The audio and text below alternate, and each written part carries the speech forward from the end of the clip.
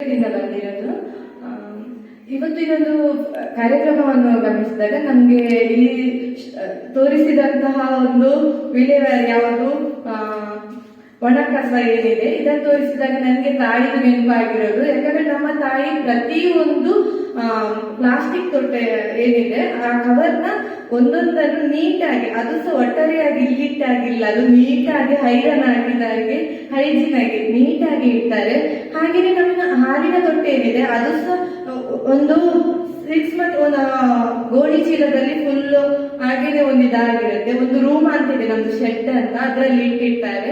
ಮತ್ತೆ ಹಾಗೆ ನಮ್ಮ ಏರಿಯಾದಲ್ಲಿ ಇವರು ಗುಜಿರಿ ಅಣ್ಣ ಅಂತ ಅವರು ಇರ್ತಾರೆ, ಅವರನ್ನು ಕರೆಸಿ ಅದನ್ನು ಕೊಡ್ತಾರೆ, ಫ್ರೀಯಾಗಿ ಕೊಡ್ತಾರೆ, ಏನು ಏನು ತಗೊಳ್ಳೋದಿಲ್ಲ. ಆದ್ರೆ ಅಮ್ಮಂದೊಂದೇ ಇದು ಏನಂದ್ರೆ ಇಂಟೆನ್ಷನ್ ಏನಂದ್ರೆ ಮಕ್ಕಳಲ್ಲೂ ಆ ಶಿಸ್ತನ್ನು, ಕ್ಲೀನ್ನೆಸ್ ಅನ್ನು, ಹೈಜೀನ್ ಅನ್ನು ಬೆಳೆಸ್ಬೇಕಂತ.